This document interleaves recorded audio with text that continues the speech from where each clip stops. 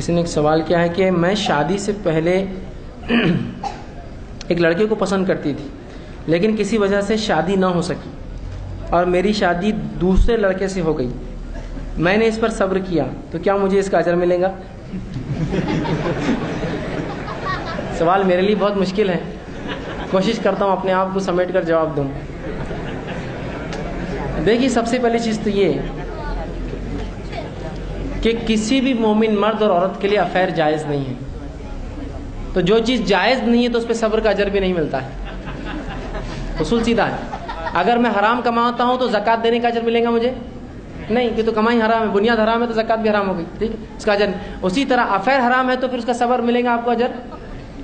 بلکہ اگر آپ نے نہیں بھولا ہوگا تو فوراً بھول جائیے، ورنہ گناہ ملے گا ہر پل پل کا آپ کو، کہ نکاح میں کسی اور کے سوچتے کسی اور کے بارے میں ہو، ٹھیک ہے۔ تو لہٰذا اگر کسی خاتون کو کسی سے محبت تھی، اور افیئر تو بہرحال یہ تو میں کہوں گا کبھی بھی درست نہیں ہے کسی کے ساتھ افیئر کرے، وہ والدین کو بتاتے، اگر والدین راضی ہوتے تو الگ بات ہے، لیکن والدین راضی نہیں ہوئے، اب آپ دوسرے کی نکاح میں، میں کہوں گا قطعاً کبھی اس مرد کو یاد مت کیجیے، یہ یاد کرنا شیطان کی طرف سے ہوگا، سوائے فتنے کے اور آپ کے گھر کو توڑنے کے کوئی فائدہ نہیں دے گا۔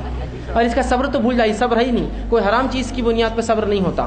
اگر میں سمجھ لیجیے شراب کی کمپنی چلا رہا اور مسلمان میرے کو روک رہے ہیں تو میں بولوں میں صبر کر رہا ہوں مسلمانوں پہ، نہیں، آپ حرام کام کر رہے ہیں، کوئی صبر کا ثواب نہیں آپ کو، شراب کا آپ چلا رہے ہیں، ہم تو بند کریں گے اس کو، اس پہ صبر نہیں ہوتا۔ تو لہٰذا اس افیئر پہ کوئی صبر نہیں ہوگا، اس صبر کا کوئی اجر نہیں ہوگا، بلکہ آپ کو گناہ ملے گا، فوراً اس شخص کو آپ بھول جائیے۔ اب جس سے آپ کا نکاح ہوا وہ آپ کا شوہر ہے، اسی کے ساتھ زندگی گزاریے، وہی آپ کا سب کچھ ہے۔ جو آپ کو کرنا تھا نکاح سے پہلے کرنا تھا، اپنے والد کو سمجھانا تھا، نکاح کا نہیں بولنا تھا، اب چونکہ ہو گیا، اب کوئی صبر نہیں، کوئی اس میں کوئی دو رائے نہیں کہ آپ اس کے بارے میں کبھی سوچیں۔ میں آپ کو بالخصوص تاکید کروں گا ایسے تمام لوگوں کو کہ کبھی یہ چیزوں کو یاد نہ کیا کرے، ورنہ ہوگا یہ اس کے احساس اور اس کی چیزوں کو یاد کر کے یہ زندگی آپ برباد کر جائیں گے، اپنی اولاد کو برباد کر دیں گے، آگے چل کے فتنے فساد اور طلاق تک یہ باتیں جاتی ہیں، بلکہ خون خرابے ہوتے ہیں اس کی وجہ سے۔ لہٰذا آپ بھول جائیے، اس بات کو بتائیے مت، اور اس پہ صبر کا کوئی اجر آپ کو نہیں ملے گا۔ السلام علیکم۔